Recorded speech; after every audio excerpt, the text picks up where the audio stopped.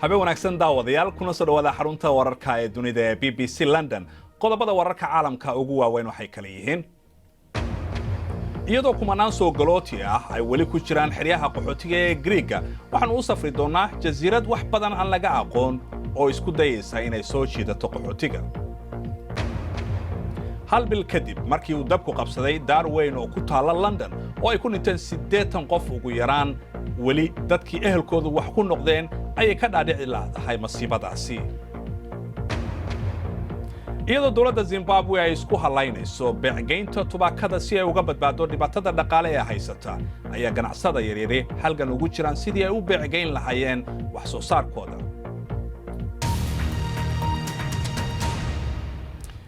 in ka badan 10,000 oo soo galooti ah ayaa weli lagu hayaa xeryaha qaxootiga ee jasiiradaha Greega oo aan u socdaali karin Yurubta kale. qaar badan waxay raacfaan ka qaateen go'aanka dib loogu celinayo Turkiga taasi oo qayb ka ah qorshaha midowga Yurub.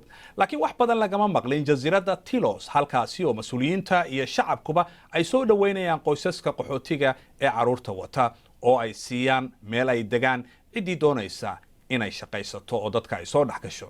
maxamuud cali ayaa ka waramaya. jasiiradda Tilos 10 mayl ama 15 kilomitir ayay u jirtaa xeebaha Turkiga. dadka ku noolna tiradoodu waxay gaaraysaa 800. halkani tirada eriga ee ku nool ayaaba ka badan dadka bani'aadamka. sanad ka hor duqa jasiiraddan ayaa shaaciyay in dadka ku nool jasiiradda ay doonayaan in ay qaabilaan qaxootiga doonaya nolol cusub. sanadkii 2016 markii dadkii ka imaanayay Turki ay istaageen oo aan aragnay wixii ka dhacay dhulka Greega, dad xaalad xun ku nool oo meelo kooban la isugu geeyay.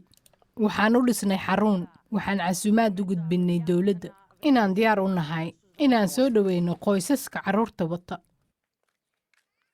noloshooda ayay wax badani ka beddeshay 50 qaxooti ah oo laga soo xulay Greega. waxaa ka mid ah Kusay, waxa uu ku biiray dadka dubarootiga. waxa uu ka soo baxsaday colaadda Suuriya.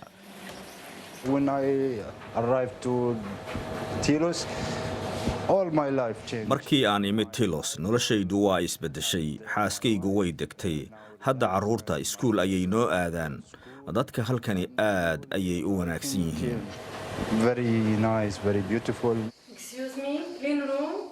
hal hotel ayaa qaabilay 3 qaxooti ah. 2 ka mid ah waxay ka shaqaynayaan hotelka, waxaana ka mid ah Maha Baraka.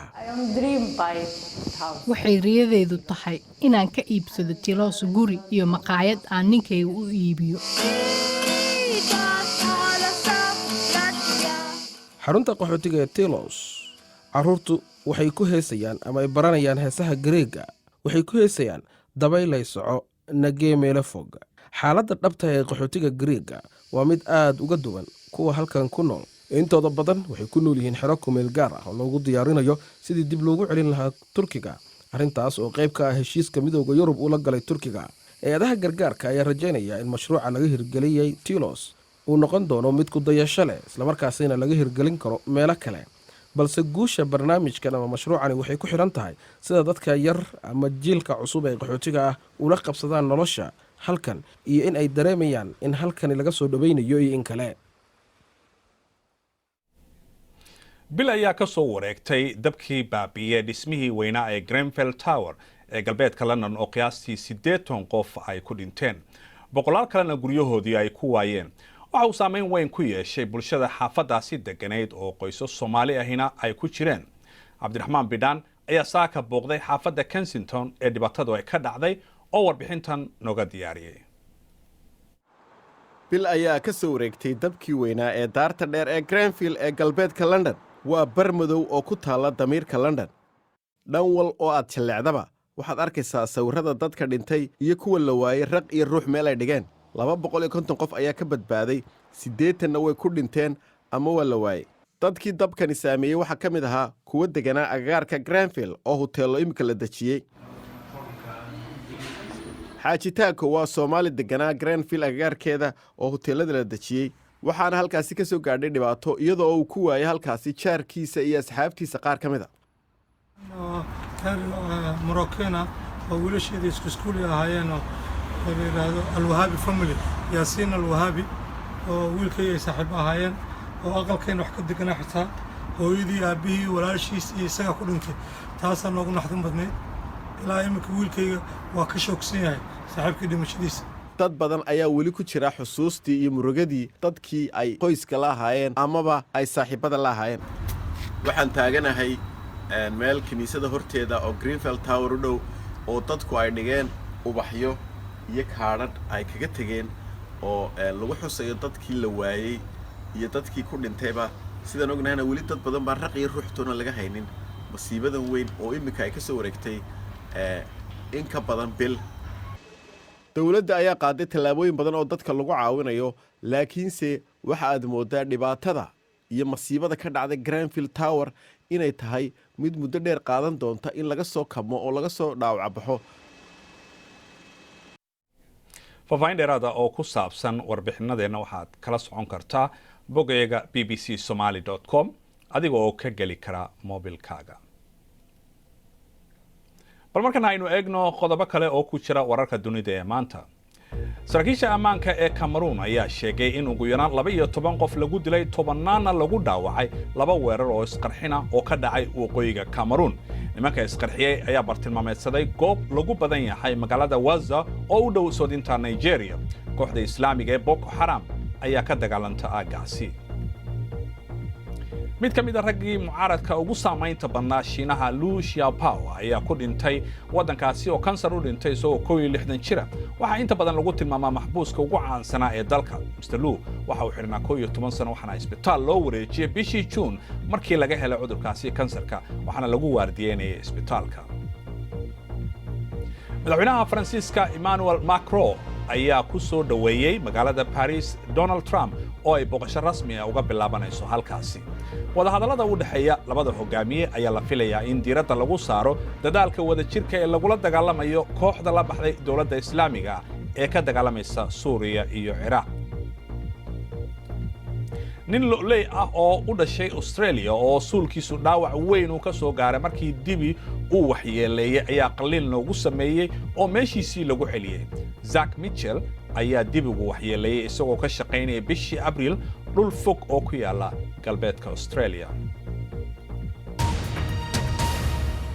madaxweynihii hore ee Brazil Luiz Inácio Lula da Silva ayaa lagu helay eedo musuqmaasuq iyadoo lagu xukumay 9 sano iyo bar garsooraha ayaa sheegay inuu dibadda ka joogi karo haddii uu racfaan qaato laakiin Lula waxa uu beeniyay laaluush ahaan in dhismo loo siiyay taasi oo ah fadeexad lala xiriirinayo shirkadda saliidda dalka ee Petrobras Cusmaan Cabdi Xasan ayaa ka waramaya waa sharaf dhacaad u weyn oo taabatay siyaasiga ugu magaca dheer Brazil madaxweyne ay siyaasadiisu malaayiin ka saartay saboolnimada oo midnimo doon ah una ololeeya isbeddel balse hadda waxaa loo xirayaa dembiye la mid ah kuwa ay galeen in badan oo ka mid ah kuwa ka horjeeda Lula waxaa lagu helay musuqmaasuq iyo lacago sharci darro ah isagoo lagu eedeeyey inuu qaatay laaluush u dhigma $1,294,000 taasi oo lagu dayactiray dhismo xeebta ku yaal taa beddelkeeda wuxuu gacan ka geystay in shirkad ay hesho qandaraaska shirkadda saliidda dalka ee Petrobras waa kii ugu horreeyey eeda 5 ah oo loo haysto waxay dhammaan qayb ka tahay baarista ugu weyn musuqmaasuqa Brazil waa baaris baahsan oo saamaysay siyaasiyiinta iyo ganacsatada ugu weyn Brazil sidaa daraaddeed ma jirto si looga reebo Lula Sergey Moro oo horkacaya baaristan ahna ninka u dhiibay xukunka ayaa fikirkiisu uu ka duwan yahay waxaan u malaynayaa qaadigu inuu ahaa nin caqli badan markii xukunka uu qorayay macna ma leh qiimaha aad leedahay heerka uu yahay haddii Lula uu khalad sameeyey waanay u egtahay inuu sameeyey waa in lagu ciqaabaa dembigu galay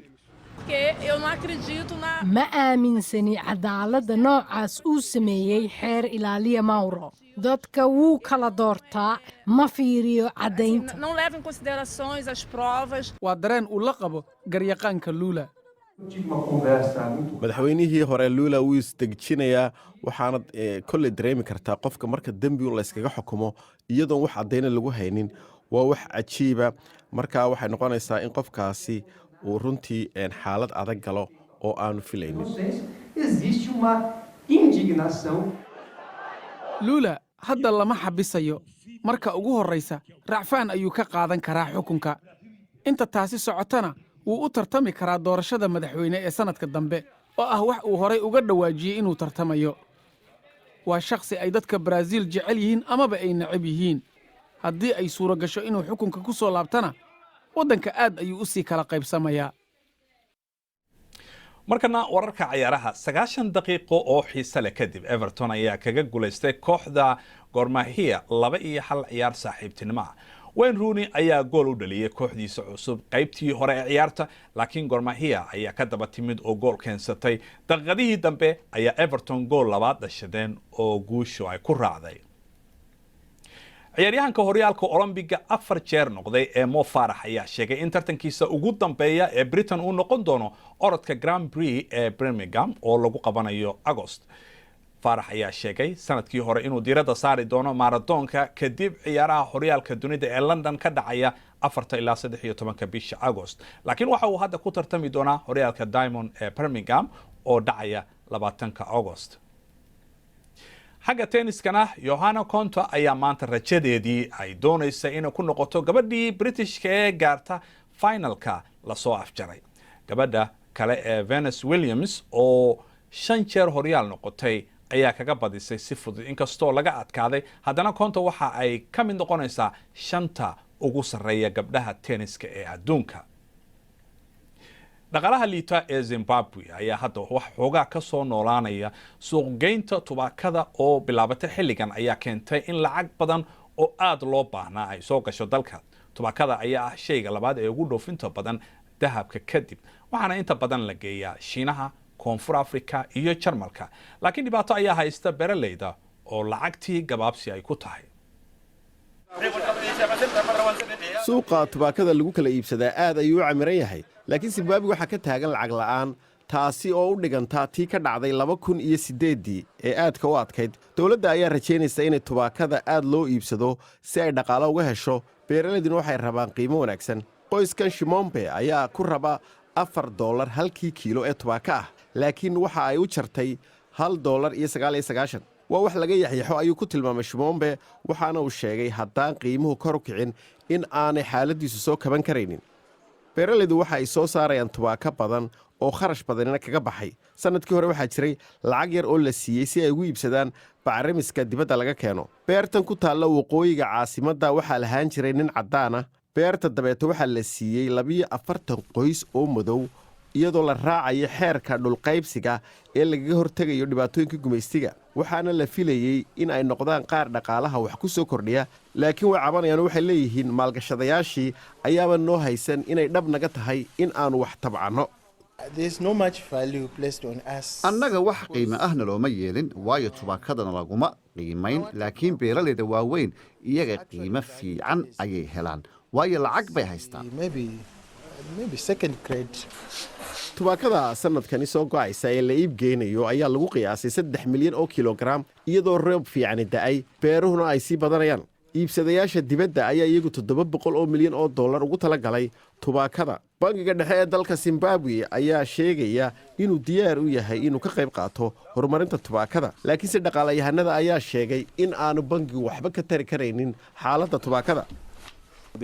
kuwa dhoofiya tubaakadu waxba nooma qaban karaan, waayo bishii waxaannu u baahannahay ilaa $500 milyan. beeralada ayaa iyagu sheegay in ay dhexda xidhan doonaan si ay qoysaskooda u daryeelaan, islamarkaana dhaqaalaha dalkooda uga badbaadiyaan inuu dhulka galo. ugu dambayntiina waxaa suurtagal ah in yaraantaadii aad ciyaari jirtay nacash, laakiin hadda ciyaartaasi dib baa loo habeeyey. waa tartanka caalamiga ah ee nacashka oo dhowaan lagu qabtay UK. waxay leedahay hal sharci ah oo aan lagu qaban ah haddii ciyaartooyga la qabto. sheekadu waaba ay soo gabagabowday. waxaan dhihi lahaa waaba haddii aad isoo gaartid. wararkan iyo kuwii ugu dambeeyay waxaad kala socon kartaa oo aad ka helaysaa boggeena bbcsomali.com. inta ayaan ku soo gabagabaynayaa barnaamijkii caawa. intaanu mar kale dib u kulmi doono, dhammaantiinba waxaan leenahay habeen wanaagsan.